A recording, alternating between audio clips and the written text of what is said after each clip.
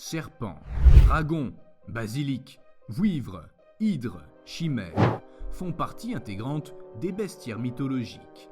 Les monstres en forme de serpent sont présents sous de nombreuses formes dans presque tous les folklores. Le mot serpent vient du latin serpentes et signifie chose rampante. Le symbole du serpent est l'un des plus anciens et des plus couramment utilisés dans beaucoup de cultures anciennes pour symboliser la sagesse, la mort, la résurrection, la fertilité et la procréation. Bien que cet animal ait en majorité des significations positives, il peut parfois représenter quelque chose de mal ou de néfaste selon les cultures ou le mythe dont il est issu.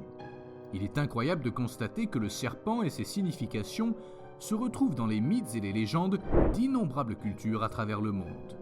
Préparez-vous, car aujourd'hui nous allons nous aventurer à savoir quels étaient les 7 serpents mythologiques les plus puissants de l'histoire. Numéro 6. Le basilic. Notre premier serpent mythologique est le basilic, une créature que les fans d'Harry Potter connaissent bien. Le terme basilic vient du latin basileus, qui signifie roi ou petit roi. Selon les légendes, le basilic serait le roi des serpents et serait craint par eux. Cette créature est assez méconnue et a pris différentes formes et tailles au cours des siècles, comme nous allons le voir. Durant l'Antiquité gréco-romaine, le basilic est décrit comme étant un serpent de taille plus ou moins grande qui peut cracher un venin mortel dont l'unique antidote serait les larmes du phénix et dont le regard pétrifie ses victimes. Il serait né du sang répandu par la tête tranchée de Méduse. Chez les chrétiens, il est également le symbole de la luxure, l'un des 7 péchés capitaux, mais également une représentation de Satan et du danger mortel qui peut être évité à temps lorsqu'on se met sous la protection d'un ange divin. On peut également soulever qu'au Moyen-Âge, ces créatures étaient très présentes dans l'architecture romane. Elles étaient souvent présentes sur les chapiteaux des colonnes comme étant les dispensateurs de la connaissance et comme pourfendeurs de démons.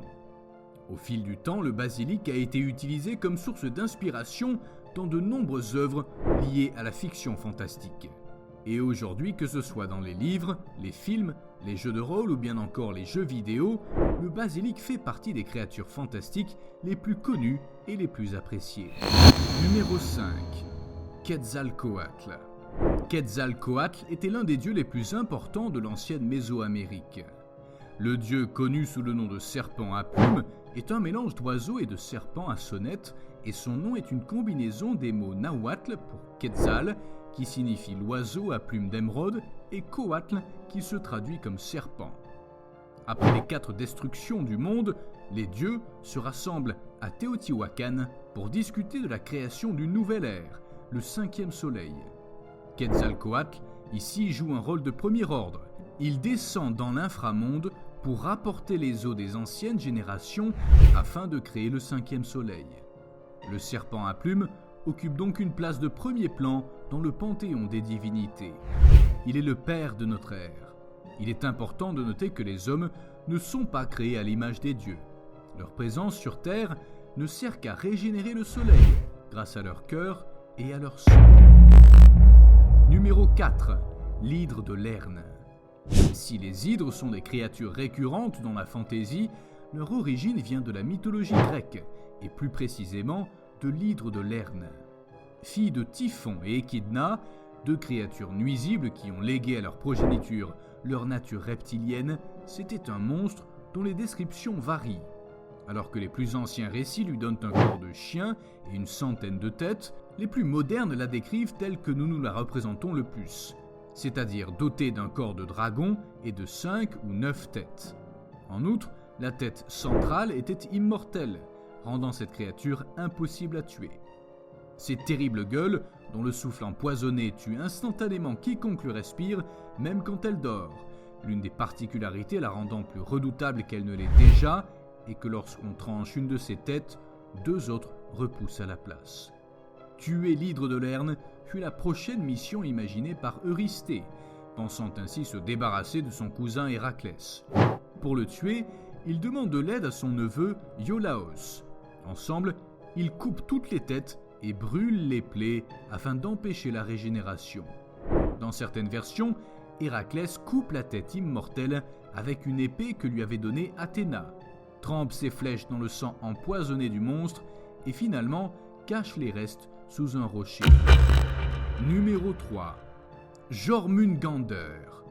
La mythologie nordique mentionne un serpent titanesque vivant dans les abysses de l'océan, Jormungand.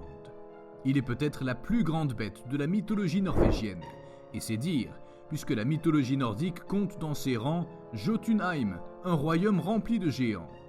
Le nom Jormungand signifie littéralement « collier de terre », ce qui est plutôt bien représentatif de cette créature de taille démesurée.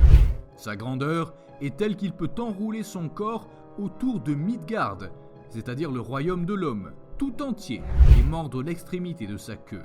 Sa gueule, tapissée de dents pleines de venin, est assez grande pour avaler un dieu ou un géant tout entier. Il passe la plupart de son temps dans l'obscurité et la solitude, sous l'océan. Cependant, quand il remonte à la surface, ces moments de solitude font que son attitude est généralement destructive et d'une rare violence. L'ennemi juré de Jormungand n'est autre que Thor, le dieu du tonnerre. Dans une légende nordique, Thor essaye d'attraper Jormungand en vidant l'eau de l'océan, mais il échoue et le serpent retourne dans les abysses. Comme beaucoup de personnages scandinaves, Jormungand a trouvé sa place dans de nombreuses bandes dessinées, notamment dans la série Thor de Marvel. D'autres auteurs de fantasy, dont Tolkien et Neil Gaiman, ont été influencés par la mythologie nordique et le serpent géant. Numéro 2. Le Léviathan.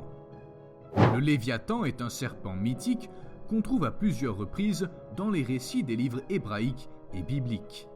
La Bible parle du Léviathan comme d'un monstre marin. Le nom même de Léviathan évoque le monstre du chaos primitif des Phéniciens. Il est souvent identifié à la bête de l'Apocalypse. Dans le livre de Job, c'est un monstre colossal, un dragon ou un serpent qui peut provoquer des cataclysmes et anéantir le monde. D'ailleurs, on retrouve cette forme dans la mythologie nordique où Léviathan prend le nom de Ragnarok, fils du dieu Loki, et est un serpent gigantesque. Chez les Juifs, la Torah fait mention d'un poisson immense et monstrueux, capable d'avaler une baleine entière et qui serait destiné au repas du Messie. Les rabbins l'estiment androgyne, dont la forme mâle serait Samaël et la forme femelle Lilith. Le Léviathan désigne de nos jours un monstre, une force colossale, capable de provoquer un cataclysme, au sens figuré comme au sens propre. C'est lui qui peut engendrer la fin du monde, qui peut bousculer la géographie rien qu'en bougeant. Mais pour nous, Léviathan est avant tout un démon puissant qui ne cherche que la destruction. Numéro 1. Yakumama. En Amazonie, il existe de nombreuses légendes sur l'anaconda. Cet animal s'attaque très rarement à l'homme, mais le mythe relatif à l'anaconda mangeur d'hommes est inscrit dans l'inconscient collectif des populations d'Amazonie. Qu'en est-il vraiment ? Quand on a affaire à un boa géant, dont le lieu de vie est le réseau fluvial sud-américain de l'Amazone et de l'Orénoque, et dont le nom local d'origine quechua est Yakumama, il n'est pas toujours simple de démêler le mythe de la réalité. Étymologiquement, Yakumama signifie « mer de l'eau ». Le grand anaconda est reconnu comme étant le plus gros serpent du monde, atteignant une taille de 8,30 m pour un poids de 235 kg. L'expédition géologique de Lamon Dune, au Venezuela, aurait réussi à abattre un spécimen de 12 mètres de long. Cependant, cette taille a par la suite été contestée et ramenée à 8 mètres, aucune preuve physique du serpent n'ayant été conservée.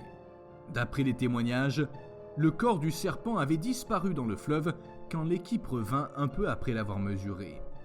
L'anaconda ou Yakumama, par sa taille et sa corpulence impressionnante, ainsi que sa capacité à attaquer des animaux de forte taille, comme des chèvres, a un statut particulier dans les légendes indigènes, qui le considèrent comme le maître des cours d'eau.